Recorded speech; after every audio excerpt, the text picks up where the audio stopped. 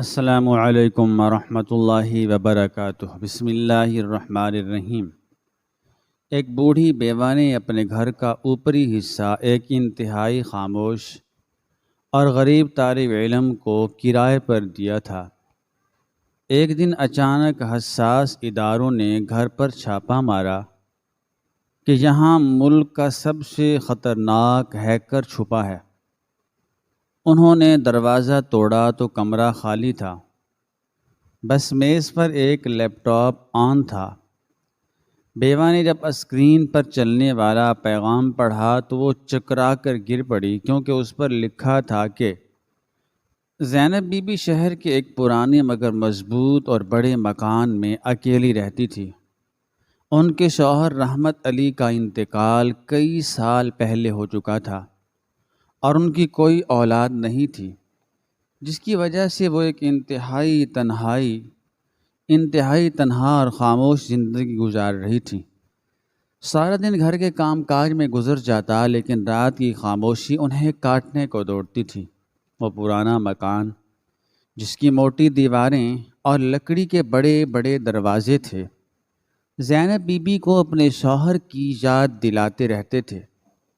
رحمت علی ایک محنتی انسان تھے، جنہوں نے اپنی ساری زندگی کی جمع پونجی سے یہ گھر بنایا تھا تاکہ ان کا بڑھاپا سکون سے گزر سکے، لیکن موت نے انہیں مہلت نہ دی اور زینب بی بی اس بڑی حویلی نما عمارت میں تنہا رہ گئیں۔ ان کا روزمرہ کا معمول بہت سادہ تھا۔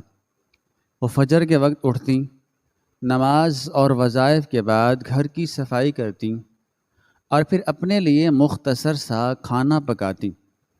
دوپہر کے وقت وہ محلے کی کسی پرانی جاننے والی کے ہاں چلی جاتیں یا کوئی پڑوسن ان کے پاس آ کر بیٹھ جاتی، لیکن شام ہوتے ہی جب سب اپنے گھروں کو لوٹ جاتے تو زینب بی بی پر پھر سے وہی گہری اداسی اور خاموشی طاری ہو جاتی۔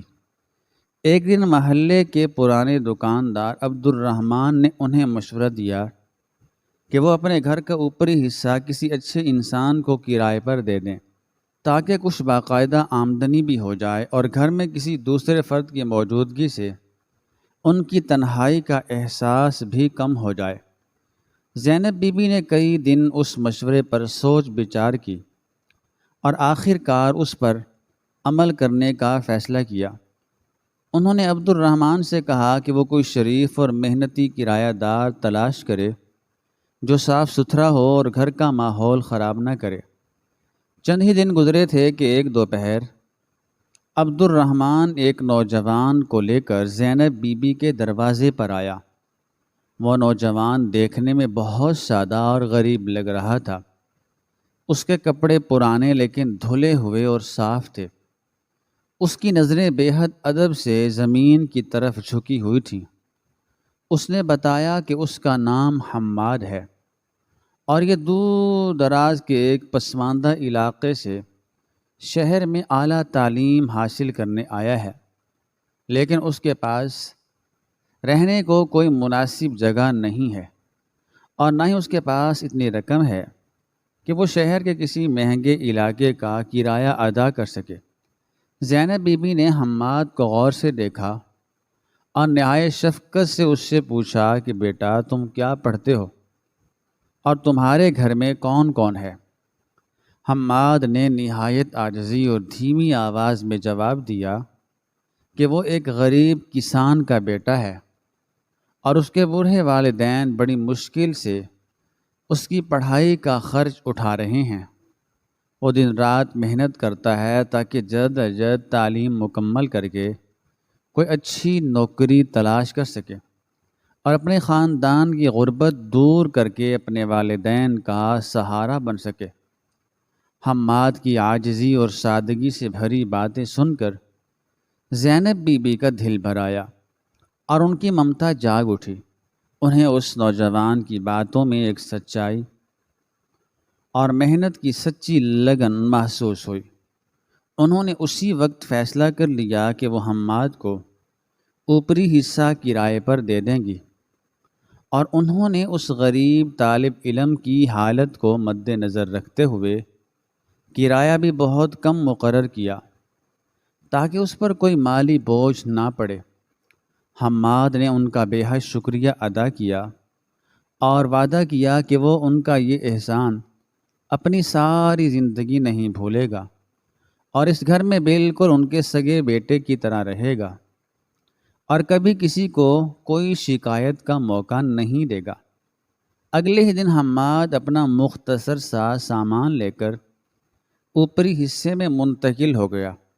اس کا سارا سامان صرف چند جوڑے کپڑوں اور ایک سادہ سے بستر پر مشتمل تھا، لیکن اس کے پاس ایک لیپ ٹاپ ضرور تھا جس پر وہ اپنا سارا کام کرتا تھا۔ حماد کا رہن سہن انتہائی سادہ اور پراسرار حد تک خاموش تھا۔ وہ گھر سے بہت کم باہر نکلتا تھا اور کسی سے زیادہ بات چیت کرنے کا عادی نہیں تھا۔ وہ اپنا سارا وقت اپنے کمرے بند رہ کر گزارتا تھا۔ زینب بی بی اسے بالکل اپنے بیٹے کی طرح سمجھتی اور اسے اکثر اپنے ہاتھ کا پکا ہوا کھانا بھی دے آتی۔ وہ جب بھی دوپہر یا رات کا کھانا پکاتی تو ایک اچھا خاصا حصہ حماد کے لیے ضرور الگ کر دیتی۔ وہ لکڑی کی پرانی سیڑھیاں چڑھ کر اوپر جاتی اور اس کے کمرے کا دروازہ کھٹکھٹاتی۔ حماد فوراً دروازہ کھولتا اور نہایت ادب سے کھانا لے لیتا اور جھک کر ان کا شکریہ ادا کرتا۔ زینب بی بی اس سے اکثر پوچھتی کہ بیٹا، تم سارا دن کمرے میں اکیلے تنہا کیا کرتے رہتے ہو؟ کبھی باہر نکل کر کھلی ہوا میں بھی سانس لے لیا کرو۔ سارا دن یوں بند رہنے سے تمہاری صحت خراب ہو جائے گی۔ حماد ہلکا سا مسکرا کر جواب دیتا کہ اماں، میری پڑھائی بہت مشکل ہے اور مجھے بہت سا کام اپنے لیپ ٹاپ پر کرنا ہوتا ہے، اس لیے میرے پاس باہر جا کر وقت ضائع کرنے کی بالکل گنجائش نہیں ہوتی۔ مجھے ہر وقت اپنا دھیان اپنی کتابوں اور اپنے کام پر رکھنا پڑتا ہے تاکہ میں اچھے نمبروں سے کامیاب ہو کر اپنے والدین کے خواب پورے کر سکوں۔ زینب بی بی اس کی اس بے پناہ لگن کو دیکھ کر دلی طور پر بہت خوش ہوتی اور اسے ڈھیروں دعائیں دیتی کہ اللہ اس کی محنت کو ضرور قبول کرے اور اسے ایک دن بہت بڑا اور کامیاب آدمی بنائے۔ وقت گزرنے کے ساتھ ساتھ حماد کی خاموشی اور تنہائی پسندی میں مزید اضافہ ہوتا گیا۔ وہ صبح سویرے اٹھتا اور کبھی کبھار کوئی سودا سلف لانے کے لیے قریبی دکان تک جاتا، لیکن وہ ہمیشہ اپنی نظریں جھکا کر تیزی سے چلتا اور راستے میں کسی سے کوئی بات نہ کرتا۔ وہ اپنا سامان لیتا اور سیدھا گھر واپس آ کر اپنے کمرے میں محصور ہو جاتا۔ اس کی یہ سنجیدگی زینب بی بی کے دل میں اس کی عزت کو مزید بڑھا رہی تھی۔ انہوں نے کبھی اس کے کمرے میں جا کر یہ جاننے کی کوشش نہیں کی کہ وہ اصل میں کیا پڑھتا ہے یا دن رات کیا کام کرتا ہے، کیونکہ وہ اس کی شرافت پر مکمل اعتبار کرنے لگی تھی۔ ایک دن شدید بارش ہو رہی تھی اور سردی بھی بڑھ گئی تھی۔ زینب بی بی نے سوچا کہ حماد اوپر اکیلا ہے، پتہ نہیں اس کے پاس اوڑھنے کے لیے گرم چادر ہے یا نہیں۔ وہ ایک موٹا کمبل لے کر اوپر گئیں اور دروازہ کھٹکھٹایا۔ حماد نے تھوڑا سا دروازہ کھولا تو زینب بی بی نے اسے کمبل دیتے ہوئے کہا، بیٹا سردی بہت ہے، یہ رکھ لو تاکہ بیمار نہ پڑ جاؤ۔ حماد نے جلدی سے کمبل لیا اور کہا کہ اماں، آپ نے ناحق کتنی تکلیف کی، میں بالکل ٹھیک ہوں اور میرا کام بھی بس ختم ہونے والا ہے۔ زینب بی بی نے محسوس کیا کہ وہ انہیں کمرے کے اندر دیکھنے نہیں دینا چاہتا، لیکن انہوں نے اس بات کو اس کی پڑھائی کی مصروفیت سمجھ کر نظر انداز کر دیا۔ محلے کی عورتیں جب کبھی زینب بی بی سے ملنے آتیں تو اکثر نئے کرایہ دار کے بارے میں سوالات کرتیں۔ پڑوسن صغرا نے ایک دن تجسس سے پوچھا کہ بہن، یہ تمہارا کرایہ دار کیسا لڑکا ہے؟ ہم نے تو اسے کبھی محلے کے دوسرے لڑکوں کے ساتھ ہنستے بولتے یا کھیلتے نہیں دیکھا۔ وہ تو ایک سائے کی طرح آتا ہے اور سائے کی طرح غائب ہو جاتا ہے۔ کہیں کوئی گڑبڑ تو نہیں؟ زینب بی بی فوراً اس کا دفاع کرتی اور ناراضگی سے کہتی کہ نہیں بہن، تم لوگ ناحق شک کرتے ہو، وہ تو بہت ہی شریف اور نیک بچہ ہے، اسے تو اپنی پڑھائی کے علاوہ کسی دنیاوی کام کا ہوش ہی نہیں، وہ تو ایک غریب گھرانے کا بچہ ہے جو دن رات اپنی محنت سے اپنی تقدیر بدلنے میں لگا ہوا ہے۔ ایسے اچھے بچے آج کل کے دور میں کہاں ملتے ہیں، جو فضول گھومنے پھرنے اور وقت برباد کرنے کی بجائے صرف اپنے کام سے کام رکھیں۔ زینب بی بی کا یہ پختہ یقین تھا کہ حماد ایک دن ضرور کوئی بڑا افسر بنے گا اور ان کا نام بھی روشن کرے گا۔ وہ اب اس کے بغیر اس بڑی حویلی کو بالکل سونا اور ویران محسوس کرتی تھی۔ انہیں یہ احساس بہت دلی سکون دیتا تھا کہ اوپر کے کمرے میں کوئی ایسا شخص موجود ہے جو ان کی تنہائی کا ساتھی ہے اور دن رات محنت کر رہا ہے۔ ان کی راتوں کی وہ پرانی تنہائی اب ایک عجیب سے خاندانی اطمینان میں بدل گئی تھی۔ ایک شام حماد نے زینب بی بی سے کہا کہ اماں، مجھے اپنے کام اور یونیورسٹی سے رابطوں کے لیے ایک وائی فائی لگوانے کی ضرورت ہے، اگر آپ اجازت دیں تو میں اپنے خرچ پر لگوا لوں تاکہ میری پڑھائی میں کوئی بڑی رکاوٹ نہ آئے۔ زینب بی بی نے بغیر کسی ہچکچاہٹ کے فوراً خوشی سے اس بات کی اجازت دے دی اور کہا بیٹا، یہ تمہارا اپنا گھر ہے، تم جیسے مناسب سمجھو کرو، بس تمہاری تعلیم کا کوئی نقصان نہیں ہونا چاہیے۔ حماد نے اگلے ہی دن وائی فائی کا بندوبست کر لیا اور اس کے بعد وہ پہلے سے بھی زیادہ غائب رہنے لگا۔ وہ جب بھی زینب سے ملتا تو نہایت دھیمی آواز میں بات کرتا اور جلدی سے واپس اپنے کمرے میں چلا جاتا۔ جب رات گہری ہو جاتی اور سارا شہر گہری نیند سو جاتا تو زینب بی بی جاگ رہی ہوتی۔ وہ رات کی پچھلے پہر تہجد کی نماز کے لیے اٹھتی اور جائے نماز پڑھ کر اور جائے نماز پر بیٹھ کر اللہ کے حضور گڑ گڑا کر دعائیں مانگتی۔ نماز کے بعد جب وہ اپنے کمرے کی کھڑکی سے باہر دالان کی طرف دیکھتی تو انہیں اوپر والی منزل کی کھڑکی سے روشنی کی ایک لکیر نظر آتی۔ وہ مسکرا دیتی اور دل ہی دل میں دعائیں دیتی کہ یا اللہ، اس غریب اور محنتی بچے کی شب و روز کی محنت کو رائیگاں نہ کرنا، اسے اپنی امان میں رکھنا اور اسے اس کے نیک مقصد میں شاندار کامیابی عطا فرمانا۔ وہ یہی سمجھتی تھی کہ حماد اپنی جامعہ کی پڑھائی میں مصروف رہتا ہے، اسی لیے اس کے کمرے کی بتیاں رات دیر تک جلتی رہتی ہیں۔ وقت اپنی مخصوص رفتار سے گزرتا رہا اور زینب بی بی کی زندگی اسی پرسکون انداز میں رواں دواں تھی۔ وہ روزمرہ کے کاموں میں مصروف رہتی اور حماد اپنے کمرے تک محدود رہتا۔ ایک دن دوپہر کا وقت تھا اور محلے میں حسب معمول ایک گہری خاموشی چھائی ہوئی تھی۔ سردیوں کی دوپہر کی دھوپ دالان میں پھیلی ہوئی تھی اور زینب بی بی صحن میں بچھی ایک پرانی چارپائی پر بیٹھی تسبیح پڑھ رہی تھی۔ انہوں نے سوچا کہ ظہر کی نماز کے بعد حماد کے لیے دوپہر کا کھانا لے کر اوپر جائیں گی۔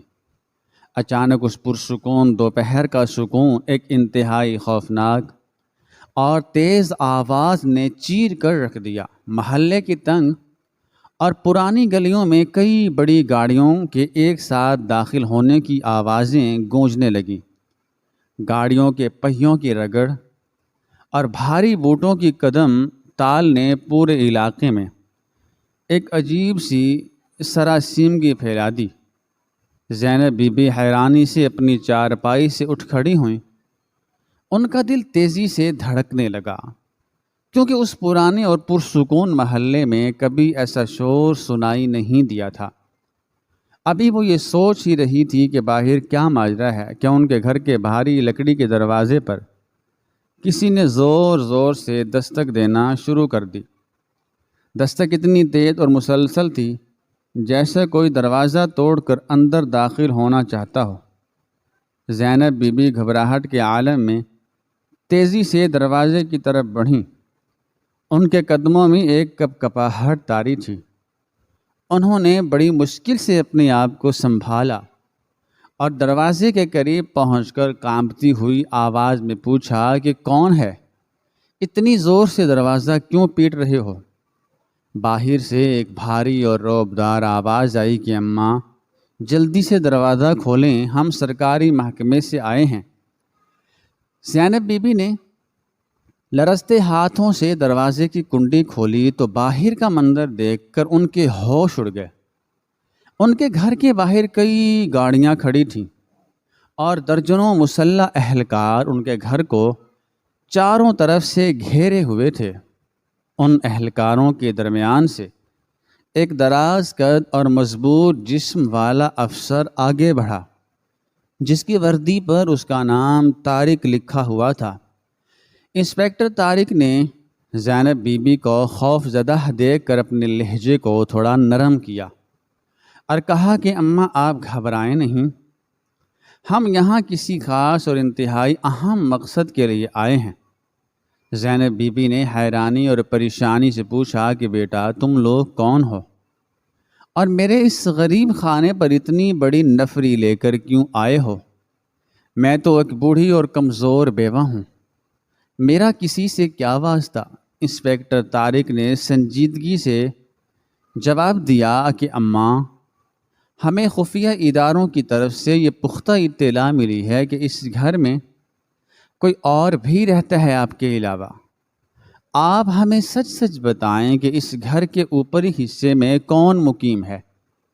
زینب بی بی نے نہایت سادگی اور معصومیت سے جواب دیا کہ بیٹا اوپر والے حصے میں تو ایک نہایت غریب اور شریف طالب علم رہتا ہے، اس کا نام حماد ہے اور وہ دن رات اپنی پڑھائی میں مصروف رہتا ہے۔ وہ تو ایسا نیک بچہ ہے کہ کبھی کسی سے اونچی آواز میں بات تک نہیں کرتا۔ تم لوگوں کو ضرور کوئی غلط فہمی ہوئی ہے۔ انسپکٹر طارق نے زینب بی بی کی بات سن کر ایک گہرا سانس لیا اور اپنے اہلکاروں کو اشارہ کیا کہ وہ ہوشیار رہیں۔ پھر اس نے زینب بی بی کی طرف مڑ کر کہا کہ اماں آپ کو اندازہ نہیں ہے کہ آپ کے گھر میں کون چھپا بیٹھا ہے۔ جس لڑکے کو آپ ایک معصوم اور غریب طالب علم سمجھ رہی ہیں، وہ دراصل اس ملک کا سب سے خطرناک اور شاطر سائبر مجرم ہے۔ وہ کوئی طالب علم نہیں ہے، بلکہ وہ یہاں بیٹھ کر ملک کی سلامتی سے کھیل رہا ہے اور انتہائی حساس نوعیت کی معلومات چوری کر رہا ہے۔ زینب بی بی نے جب یہ سنا تو ان کے پیروں تلے سے زمین نکل گئی۔ ان کا دماغ اس بات کو تسلیم کرنے سے بالکل انکاری تھا کہ وہ خاموش، باحیا اور با ادب لڑکا جو ہمیشہ نظریں جھکا کر احترام سے بات کرتا تھا کوئی اتنا بڑا مجرم ہو سکتا ہے۔ انہوں نے روتے ہوئے انسپکٹر طارق سے التجا کی کہ بیٹا خدا کا خوف کرو، وہ بیچارہ تو ایک وقت کا کھانا بھی بمشکل کھاتا ہے، تم لوگ کسی بے گناہ کو مت پھنساؤ، اس کا اس دنیا میں سوائے بوڑھے ماں باپ کے کوئی نہیں ہے، وہ تو اپنے گاؤں سے صرف علم حاصل کرنے آیا ہے۔ انسپکٹر طارق نے مضبوطی سے کہا کہ اماں ہم بغیر کسی ٹھوس ثبوت کے کارروائی نہیں کرتے اور ہمارے پاس مکمل اور قطعی معلومات ہیں کہ اسی گھر کے اندر سے پچھلے کئی مہینوں سے غیر قانونی رابطے کیے جا رہے ہیں اور ہم کسی بھی قیمت پر اسے فرار ہونے کا موقع نہیں دے سکتے۔ آپ برائے مہربانی ایک طرف ہو جائیں اور ہمیں اپنا فرض ادا کرنے دیں۔ زینب بی بی کی آنکھوں سے آنسو بہنے لگے اور وہ مسلسل حماد کی بے گناہی کی قسمیں کھانے لگی، لیکن انسپکٹر طارق نے ان کی ایک نہ سنی اور اپنے جوانوں کو حکم دیا کہ وہ فوری طور پر گھر کے اندر داخل ہوں۔ مسلح اہلکار تیزی سے دالان میں داخل ہوئے۔ ان کے بھاری جوتوں کی آواز سے پورا گھر گونج اٹھا۔ اہلکاروں نے احتیاط کے ساتھ چاروں طرف پوزیشنیں سنبھال لیں اور اپنی بندوقیں سیدھی کر لیں۔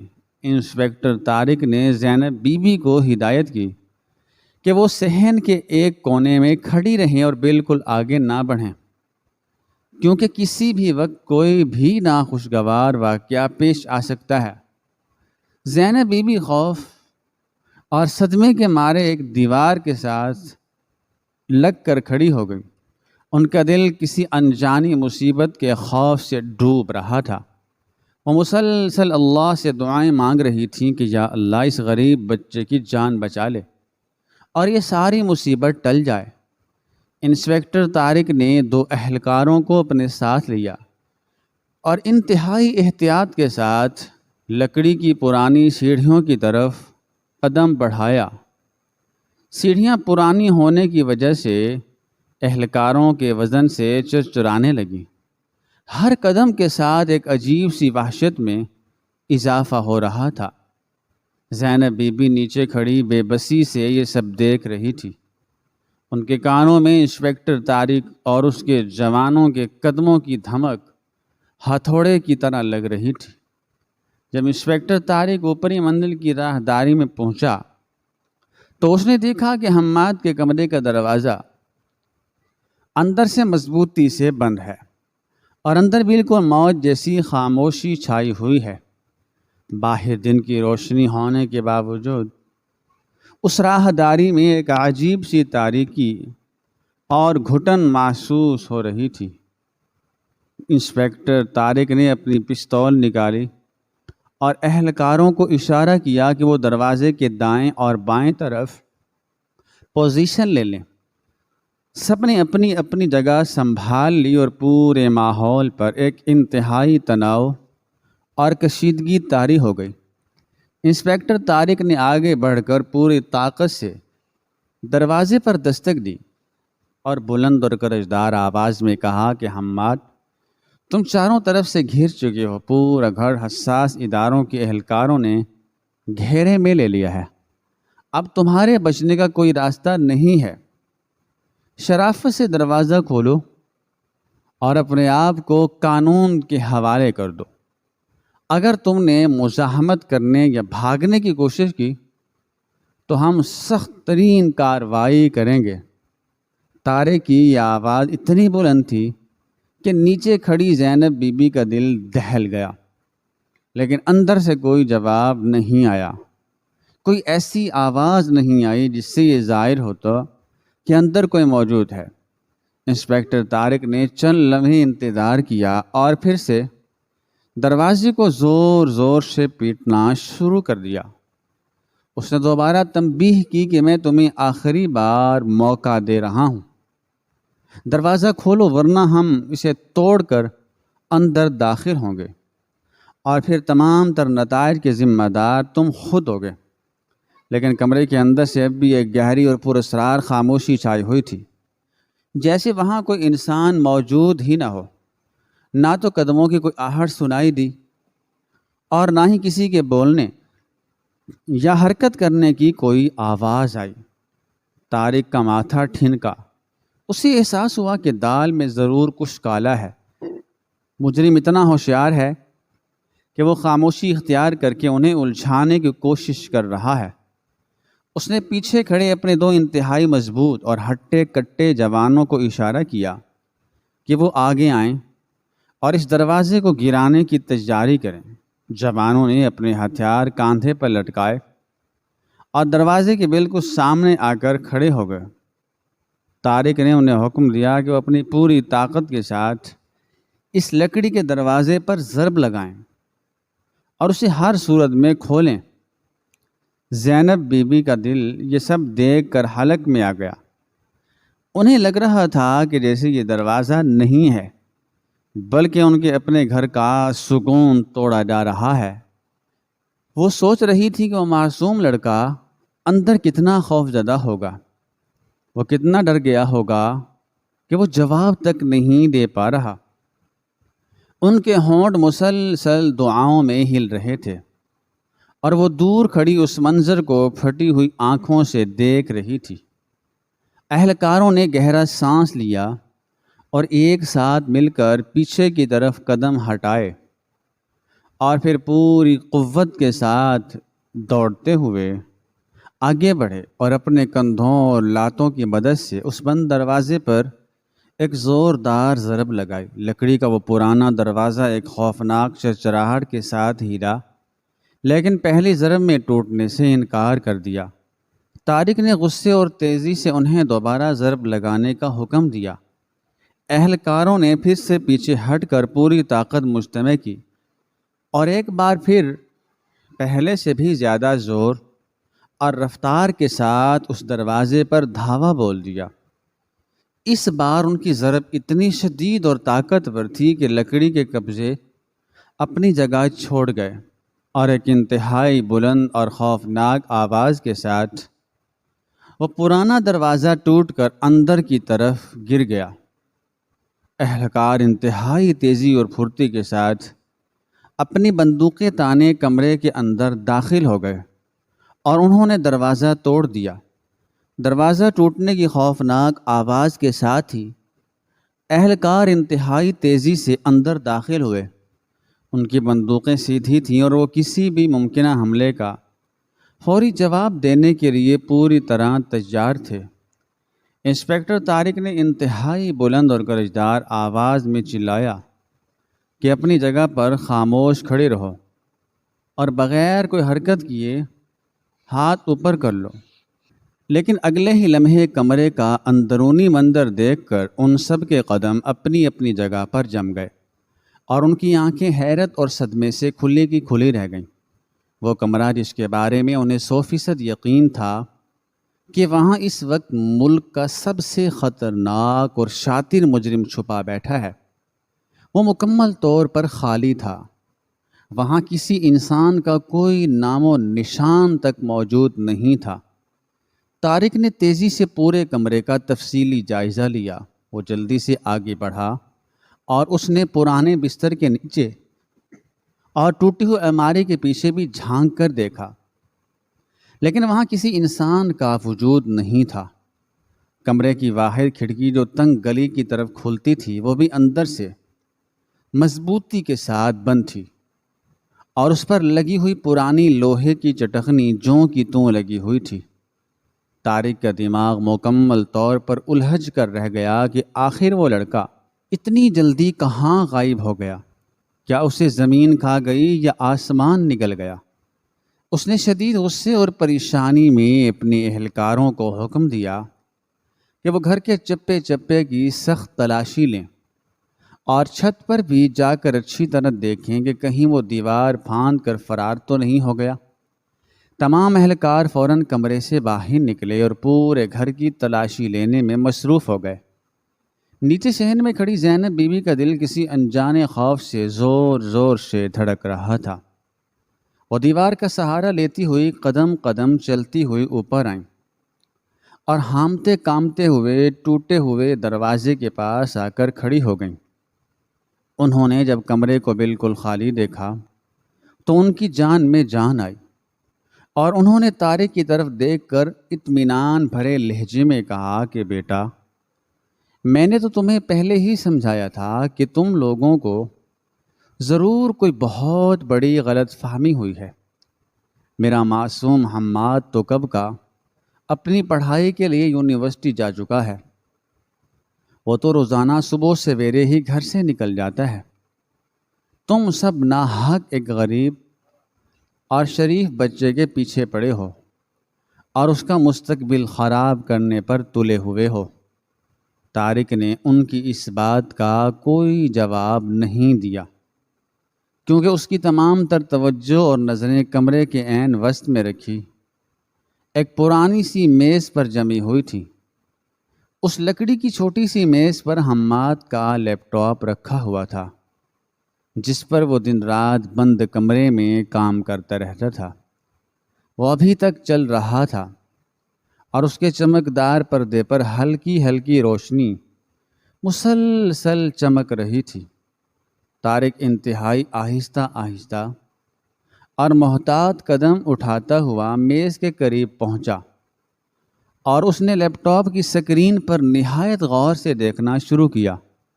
اس کے ماتھے پر شدید پریشانی اور الجھن کے باعث پسینے کے قطرے چمکنے لگے۔ اسے بالکل بھی سمجھ نہیں آ رہا تھا کہ یہ سب کیا ہو رہا ہے اور یہ لیپ ٹاپ کس پر اسرار کام میں مصروف ہے۔ زینب بی بی بھی ہمت کر کے اس کے پیچھے پیچھے چلتی ہوئی میز تک آ گئیں۔ ان کی کمزور نگاہیں بھی اسی لیپ ٹاپ کی سکرین پر جم گئیں۔ سکرین پر کوئی بہت تیز اور عجیب سا حسابی کام چل رہا تھا اور قطاروں میں ہندسے انتہائی تیزی سے بدل رہے تھے۔ لیپ ٹاپ کے اندر سے ایک ہلکی اور مسلسل آواز آ رہی تھی، جیسے کوئی بہت بڑا اور خطرناک کام اپنے اختتام کو پہنچنے والا ہو۔ طارق نے جلدی سے لیپ ٹاپ کے مختلف بٹن دبانے کی کوشش کی تاکہ وہ اس نامعلوم کام کو کسی طرح روک سکے، لیکن لیپ ٹاپ نے کسی قسم کا کوئی رسپانس نہیں دیا اور اپنا کام جاری رکھا۔ اچانک اس کی سکرین پر دوڑنے والے تمام ہندسے ایک دم غائب ہو گئے اور اس کی جگہ ایک بالکل صاف اور انتہائی واضح پیغام ابھر کر سامنے آیا۔ زینب بی بی نے اپنی نظریں جما کر اس پیغام کو پڑھنے کی پوری کوشش کی۔ جیسے جیسے وہ حرف جوڑ کر وہ عبارت پڑھتی جا رہی تھیں، ان کے چہرے کا رنگ اڑتا جا رہا تھا اور ان کے ہاتھ پاؤں برف کی طرح ٹھنڈے پڑتے جا رہے تھے۔ ان کے دل کی دھڑکن اس قدر تیز ہو گئی کہ انہیں اپنا سینہ زوردار دھڑکنوں سے پھٹتا ہوا محسوس ہونے لگا۔ وہ تحریری پیغام اس قدر خوفناک اور روح فرسا تھا کہ اسے پڑھتے ہی ان کے قدموں تلے سے زمین مکمل طور پر کھسک گئی۔ ان کی آنکھوں کے سامنے ایک گہرا اندھیرا چھانے لگا اور وہ چکرا کر زمین پر گر پڑیں، کیونکہ اس پر لکھا تھا کہ آپ کے مرحوم شوہر رحمت علی کی زندگی بھر کی محنت کی کمائی اور اس پرانے مگر قیمتی گھر کے تمام ملکیتی کاغذات مکمل کامیابی کے ساتھ میرے خفیہ بینک اور نام پر منتقل ہو چکے ہیں۔ آپ کی اس بے پناہ ہمدردی، سادگی اور اس گھر میں مجھے پناہ دینے کا بہت بہت شکریہ۔ آپ کا نام نہاد غریب اور معصوم کرایہ دار حماد۔ یہ وہ ہولناک اور دل چیر دینے والے الفاظ تھے جو اس لیپ ٹاپ کی سکرین پر واضح طور پر چمک رہے تھے اور جنہیں پڑھتے ہی زینب بی بی کے حواس مکمل طور پر جواب دے گئے تھے۔ ان کا کمزور اور بوڑھا جسم اس اچانک اور غیر متوقع صدمے کی تاب نہ لا سکا اور وہ کسی کٹے ہوئے درخت کی طرح بے حس و حرکت ہو کر زمین پر گر پڑیں۔ ان کے گرنے کی آواز اس خالی اور پراسرار کمرے کی خاموشی میں ایک دھماکے کی طرح گونجی۔ طارق جو اس وقت تک اس لیپ ٹاپ کی طرف انتہائی حیرت اور غصے سے دیکھ رہا تھا، زینب بی بی کو اس طرح بے سد گرتا دیکھ کر فوراً ان کی طرف لپکا۔ اس کے چہرے پر پریشانی کے آثار واضح تھے، کیونکہ ایک بوڑھی اور تنہا عورت کا یوں اچانک صدمے سے گر جانا کسی بڑے جانی نقصان کا سبب بن سکتا تھا۔ طارق نے اپنے 2 اہلکاروں کو انتہائی تیزی اور سختی سے اشارہ کیا کہ وہ جلدی سے نیچے جائیں اور کہیں سے پانی تلاش کر کے لائیں تاکہ اس بوڑھی اور صدمے سے نڈھال عورت کو ہوش میں لایا جا سکے۔ کمرے میں ایک عجیب سی افراتفری اور سراسیمگی پھیلی ہوئی تھی۔ ہر طرف اہلکاروں کے بھاری بوٹوں کی آوازیں اور ان کی پریشان کن سرگوشیاں سنائی دے رہی تھیں۔ طارق نے زینب بی بی کا سر نہایت احتیاط سے سہارا دے کر اٹھایا اور انہیں وہیں فرش پر سیدھا لٹایا۔ اس نے ان کی نبض چیک کی جو بہت سست اور کمزور چل رہی تھی۔ کچھ ہی دیر میں ایک اہلکار نیچے سے پانی کا ایک پرانا مٹی کا کٹورا بھر کر لایا اور طارق نے اپنے ہاتھوں سے پانی کے چند چھینٹے زینب بی بی کے پیلے اور بے رونق چہرے پر مارے۔ پانی کی ٹھنڈک سے زینب بی بی کے جسم میں ایک ہلکی سی جنبش پیدا ہوئی۔ ان کی بند پلکیں تھوڑی سی لرزیں اور انہوں نے انتہائی تکلیف اور اذیت کے عالم میں اپنی آنکھیں دھیرے دھیرے کھولیں۔ ان کی آنکھوں میں آنسوؤں کا ایک نہ رکنے والا سیلاب امڈ آیا تھا اور ان کی نظریں بے بسی اور شدید مایوسی سے طارق کے چہرے پر جمی ہوئی تھیں۔ وہ کچھ بولنا چاہتی تھیں لیکن ان کے خشک اور کامتے ہونٹوں سے الفاظ ادا نہیں ہو پا رہے تھے۔ ان کا گلا صدمے کی شدت سے مکمل طور پر خشک ہو چکا تھا اور سینے میں سانسیں ایک عجیب سی گھٹن کا شکار تھیں۔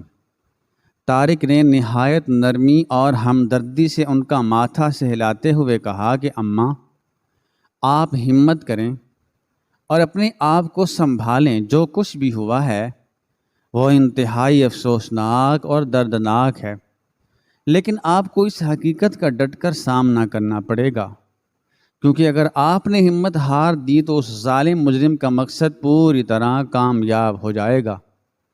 زینب بی بی نے کانپتے ہوئے ہاتھوں سے، لرزتے ہوئے ہاتھوں سے طارق کا بازو پکڑا اور روتے ہوئے انتہائی لرزتی اور ٹوٹتی ہوئی آواز میں اس سے پوچھا کہ بیٹا، مجھے سچ بتاؤ کہ کیا اس لیپ ٹاپ پر جو لکھا تھا واقعی وہ سچ ہے؟ کیا میرے اس معصوم اور غریب بیٹے نے واقعی میرے ساتھ اتنا بڑا اور خوفناک دھوکہ کیا ہے؟ کیا میری اور میرے مرحوم شوہر کی ساری زندگی کی جمع پونجی اور اس کے خون پسینے کی آخری نشانی مجھ سے ہمیشہ کے لیے چھن گئی ہے؟ طارق نے ایک گہرا اور سرد سانس لیا۔ اس کا دل اس بوڑھی عورت کی حالت دیکھ کر خون کے آنسو رو رہا تھا۔ اس نے اپنی نظریں جھکا کر انتہائی بوجھل اور دکھ بھرے لہجے میں جواب دیا کہ اماں، مجھے یہ بتاتے ہوئے دلی طور پر بہت دکھ اور تکلیف ہو رہی ہے، لیکن یہی ایک کڑوی اور بھیانک حقیقت ہے جس سے ہم منہ نہیں موڑ سکتے۔ وہ شخص جسے آپ ایک غریب اور لاچار اور معصوم طالب علم سمجھ کر اپنے گھر میں پناہ دیے ہوئے تھیں اور جسے آپ اپنے سگے بیٹے سے بڑھ کر چاہتی تھیں، وہ دراصل ایک انتہائی شاطر، بے رحم اور پیشہ ور دھوکے باز تھا۔ اس نے آپ کی سادگی، معصومیت اور بے لوث ہمدردی کا نہایت بے دردی سے فائدہ اٹھایا ہے۔ وہ یہاں شہر میں کوئی تعلیم حاصل کرنے، یہ کسی یونیورسٹی میں پڑھنے نہیں آیا تھا، بلکہ اس کا واحد اور ناپاک مقصد آپ کی جائیداد اور اس گھر کی تمام دولت پر مکمل قبضہ کرنا تھا۔ زینب بی بی یہ دل دہلا دینے والی بات سن کر دھاڑیں مار مار کر رونے لگیں۔ ان کی آواز میں اتنا شدید درد اور کرب چھپا ہوا تھا کہ وہاں موجود تمام سخت گیر پتھر دل اہلکاروں کی آنکھیں بھی نم ہو گئیں۔ وہ بار بار اپنے سینے پر ہاتھ مار کر اور آسمان کی طرف دیکھ کر دعائیاں دے رہی تھیں اور مسلسل کہہ رہی تھیں کہ میں نے تو اس کے ساتھ کوئی برائی نہیں کی تھی، میں نے تو اسے ایک پردیسی اور غریب بچہ سمجھ کر اپنے دل میں جگہ دی تھی۔ میں تو روزانہ اپنے حصے کا کھانا کاٹ کر اسے کھلاتی تھی، اسے سردی سے بچانے کے لیے اپنا سب سے قیمتی اور کمبل دیتی تھی گرم۔ میں نے تو اس پر اندھا اور غیر متزلزل اعتبار کیا کہ کبھی بھول کر بھی اس کے کمرے میں جا کر یہ تک نہیں دیکھا کہ وہ سارا دن اندر بند رہ کر کیا کرتا ہے، اور پھر اس ظالم درندے نے میرے ساتھ اتنا بڑا اور لرزخیز ظلم کیوں کیا؟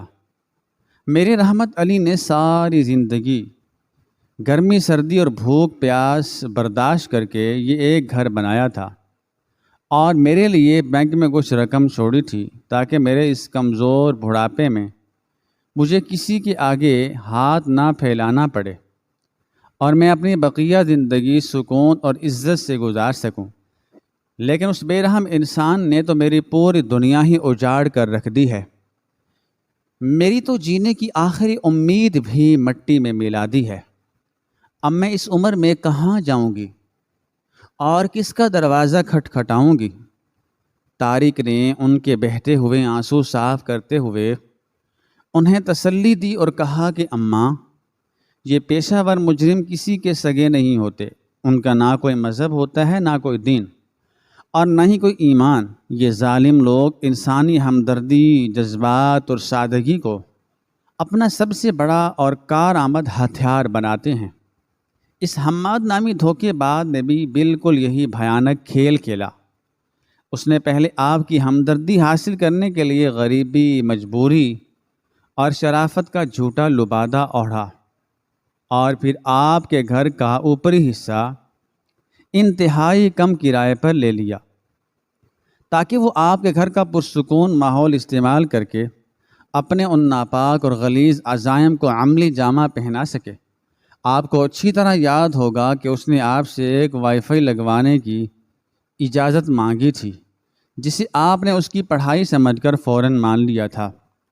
وہ تار دراصل اس نے اس لیے لگوائی تھی تاکہ وہ دنیا بھر کے خفیہ اور غیر قانونی نیٹ ورک سے اپنے رابطے بحال کر سکے، اور آپ کے گھر کے پتے کو استعمال کر کے ہم جیسے قانون نافذ کرنے والے اداروں کی نظروں سے محفوظ رہ سکے۔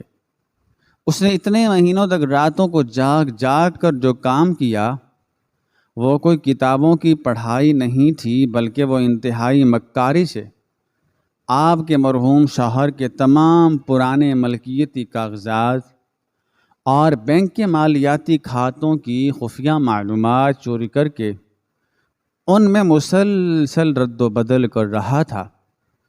اس نے نہایت چالاکی اور مہارت سے سرکاری محکموں کی برقی معلومات کے نظام میں در اندازی کی، اور آپ کے اس آبائی گھر کے تمام اصلی کاغذات کو مکمل طور پر اپنے نام منتقل کر لیا۔ اور آج جب اس کا یہ سارا ناپاک اور گھناؤنا کام اپنے اختتام کو پہنچ گیا، تو وہ رات کی تاریکی میں آپ کو اور ہم سب کو دھوکہ دے کر یہاں سے ہمیشہ کے لیے فرار ہو گیا، اور جاتے جاتے یہ پیغام چھوڑ گیا تاکہ آپ تڑپتی رہیں۔ زینب بی بی یہ سب سن کر جیسے پتھر کی مورتی بن گئی تھی۔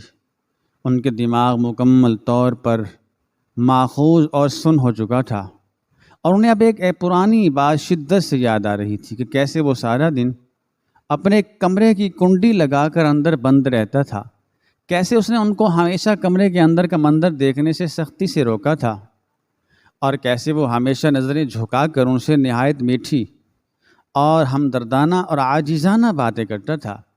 اس کے اندر ایک شدید اور نا ختم ہونے والا غصہ اور پچھتاوا جاگ اٹھا۔ وہ اپنے آپ کو مسلسل کوسنے لگیں کہ وہ اتنی بے وقوف، ناسمجھ اور اندھی کیسے ہو گئیں کہ ایک بالکل انجان اور اجنبی شخص پر اس قدر اندھا بھروسہ کر لیا۔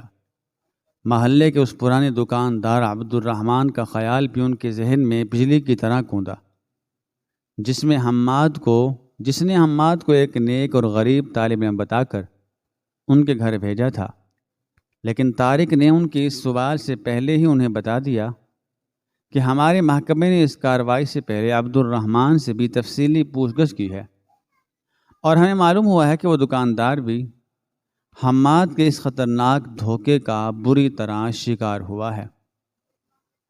حماد نے اسے بھی کئی دنوں تک اپنی غربت، لاچاری اور مسکینی کا رونا رو کر بے وقوف بنایا تھا اور اس کا اعتماد جیتا تھا۔ طارق نے پھر نہایت سنجیدگی اور دکھ بھرے لہجے میں کمرے میں موجود سب لوگوں کو مخاطب کرتے ہوئے کہا کہ اماں، اس دنیا میں شرافت، اخلاقیات اور ہمدردی بہت قیمتی اور نایاب چیزیں ہیں، لیکن جب یہ ہمدردی بغیر کسی مکمل تحقیق، جانچ پڑتال اور صحیح پہچان کے کسی بھی اجنبی پر اندھا دھند لٹائی جائے تو یہ ثواب کی بجائے سراسر تباہی اور بربادی کا سبب بن جاتی ہے۔ ہم محکمے والے روزانہ ایسے بیسیوں مقدمات دیکھتے ہیں جہاں پڑھے لکھے اور سمجھدار لوگ بھی اپنی سادگی اور نیک نیتی کی وجہ سے ایسے شفاق اور درندہ صفت انسانوں کا شکار ہو جاتے ہیں جو غریبی اور معصومیت کا بھیس بدل کر ان کے گھروں اور زندگیوں میں دیمک کی طرح داخل ہوتے ہیں، اور پھر ان کا سب کچھ لوٹ کر انہیں چوراہے پر بے جار و مددگار چھوڑ جاتے ہیں۔ آپ کا یہ مالی اور جذباتی نقصان بہت بڑا اور ناقابل تلافی ہے، اور ہم پوری ایمانداری سے یہ کوشش کریں گے کہ اس مجرم کو جلد از جلد گرفتار کر کے آپ کی یہ ساری جمع پونجی گھر واپس دلائیں، لیکن یہ ہولناک واقعہ ہم سب کے لیے ایک بہت بڑا اور کڑوا سبق ہے کہ ہمیں کبھی بھی کسی کی ظاہری معصومیت اور میٹھی باتوں پر اندھا یقین نہیں کرنا چاہیے۔ زینب بی بی نے اپنے دوپٹے کے پلو سے اپنے بہتے ہوئے آنسو صاف کیے اور ایک انتہائی گہری اور سرد آہ بھرتے ہوئے کہا کہ بیٹا، تم بالکل سچ کہتے ہو۔ میری آنکھوں پر ممتا اور ہمدردی کی جو موٹی پٹی بندھی ہوئی تھی اس نے مجھے حقائق دیکھنے سے مکمل طور پر اندھا کر دیا تھا۔ میں نے اپنے ہی ہاتھوں سے ایک زہریلے سانپ کو دودھ پلایا اور اس نے آخر کار پلٹ کر مجھے ہی ڈس لیا۔ یہ میری زندگی کی سب سے بڑی اور ہولناک غلطی تھی، جس کی اتنی کڑی سزا مجھے اس کمزور بڑھاپے میں مل رہی ہے۔ یہ ظالم صرف میرا مال اور میرا گھر ہی نہیں لوٹ کر لے گیا، بلکہ اس نے مجھ سے انسانیت پر میرا بھروسہ اور میرے دل کا سکون بھی ہمیشہ کے لیے چھین لیا ہے۔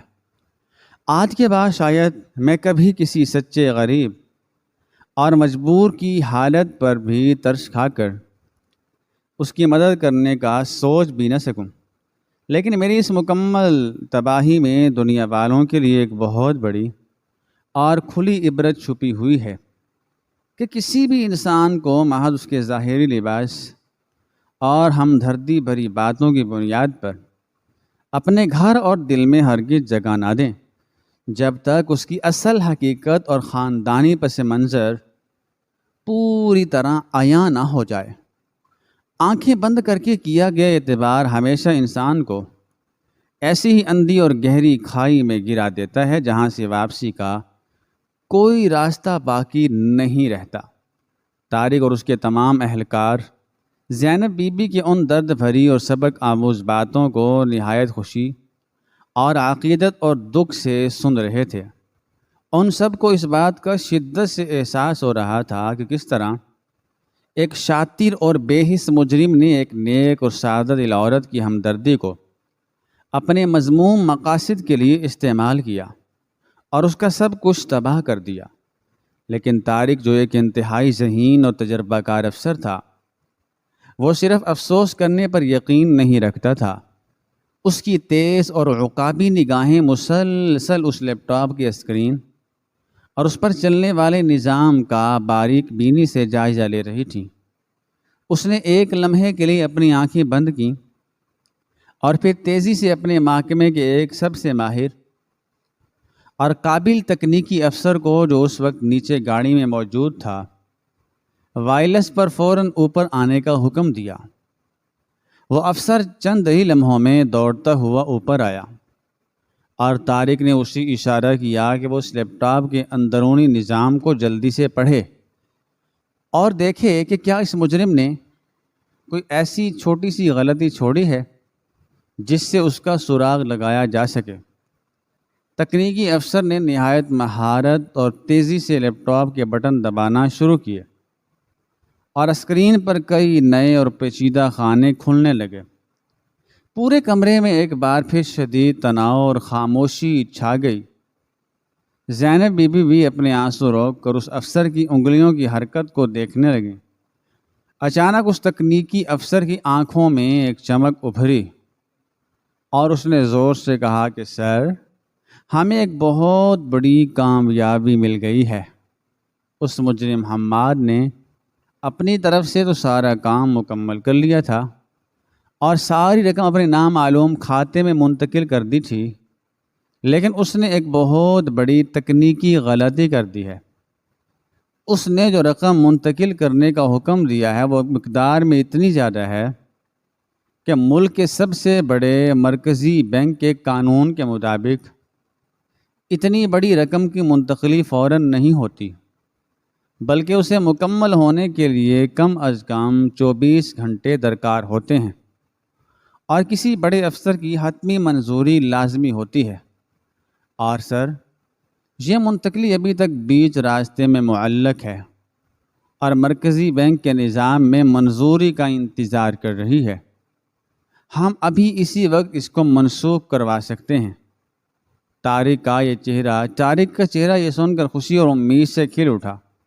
اس نے 1 سیکنڈ ضائع کیے بغیر اپنی جیب سے فون نکالا اور مرکزی بینک کے اعلیٰ حکام اور اپنے محکمے کے سربراہ کو فوراً صورتحال سے آگاہ کیا اور ہنگامی بنیادوں پر اس غیر قانونی منتقلی کو رکوانے کے احکامات جاری کروائے۔ چند ہی منٹوں کی انتہائی کشمکش اور فون پر ہونے والی تیز گفتگو کے بعد طارق نے ایک لمبا اور سکون کا سانس لیا اور مسکراتے ہوئے زینب بی بی کی طرف دیکھا جو بے صبری اور امید سے اس کے چہرے کو تک رہی تھیں۔ طارق نے آگے بڑھ کر زینب بی بی کا ہاتھ پکڑ کر انتہائی پرجوش اور خوشگوار لہجے میں کہا کہ اماں، اللہ بڑا بے نیاز اور مہربان ہے۔ اس نے آپ کی نیکی اور آپ کے شوہر کی حلال کمائی کو ضائع ہونے سے بچا لیا ہے۔ ہم نے وقت پر کارروائی کر کے آپ کی ساری رقم کی منتقلی کو رکوا دیا ہے اور آپ کے گھر کے کاغذات کی تبدیلی کو بھی سرکاری نظام میں منسوخ کروا دیا ہے۔ وہ دھوکے باز سمجھ رہا ہے کہ وہ کامیاب ہو گیا ہے، لیکن در حقیقت وہ اپنے ہی بچھائے ہوئے جال میں پھنس چکا ہے۔ ہم نے اس کھاتے کی مکمل معلومات حاصل کر لی ہیں جہاں وہ یہ رقم بھیج رہا تھا، اور اب وہ بے وقوف جیسے ہی اس رقم کو نکالنے کے لیے کسی بھی جگہ جائے گا، وہ سیدھا ہمارے بچھائے ہوئے پھندے میں آ گرے گا۔ آپ کا گھر اور آپ کی ساری جمع پونجی بالکل محفوظ ہے۔ زینب بی بی کو اپنے کانوں پر یقین نہیں آ رہا تھا۔ وہ خوشی اور تشکر کے مارے سجدے میں گر پڑیں اور زار و قطار روتے ہوئے اللہ کا شکر ادا کرنے لگیں۔ ان کے دل سے وہ بھاری بوجھ ہٹ گیا تھا جس نے انہیں موت کے کنارے پر لا کھڑا کیا تھا۔ کمرے میں موجود تمام اہلکاروں کے چہروں پر بھی ایک سچی مسکراہٹ اور اطمینان پھیل گیا۔ یہ محض ایک جرم کی ناکامی نہیں تھی، بلکہ ایک نیک اور معصوم انسان کی جیت تھی۔ کچھ دیر بعد جب زینب بی بی کا دل پوری طرح پرسکون ہو گیا تو طارق نے نہایت ادب سے ان سے اجازت مانگی اور کہا کہ اماں، اب ہمیں جانا ہوگا تاکہ ہم اس مجرم کو اس کے انجام تک پہنچا سکیں، لیکن میں امید کرتا ہوں کہ آپ آج کے اس واقعے کو ہمیشہ یاد رکھیں گی۔ زینب بی بی نے طارق کے سر پر ہاتھ پھیر کر اسے ڈھیروں دعائیں دیں اور ایک پرعزم اور پرسکون مسکراہٹ کے ساتھ کہا کہ بیٹا، تم نے آج میری دنیا دوبارہ بچا دی ہے۔ میں تمہارا یہ احسان مرتے دم تک نہیں بھولوں گی۔ میری دولت تو بچ گئی ہے، لیکن جو سبق مجھے آج ملا ہے وہ میری دولت سے بھی زیادہ قیمتی ہے، اور میں نے جان لیا ہے کہ سچی ہمدردی اور نیکی کرنا انسان کا سب سے بڑا فرض اور خوبی ہے، لیکن اس نیکی کے ساتھ عقل، ہوشمندی اور احتیاط کا دامن کبھی نہیں چھوڑنا چاہیے۔ نیکی کا مطلب یہ ہرگز نہیں کہ ہم اپنی آنکھیں بند کر لیں اور ہر مسکراتے چہرے کو فرشتہ سمجھ لیں۔ آج کے اس پرفریب اور ظالم دور میں ہر وہ شخص جو مدد کے لیے ہاتھ پھیلاتا ہے وہ واقعی حقدار نہیں ہوتا، اور ہر وہ چہرہ جو معصوم نظر آتا ہے اس کے پیچھے شرافت نہیں ہوتی۔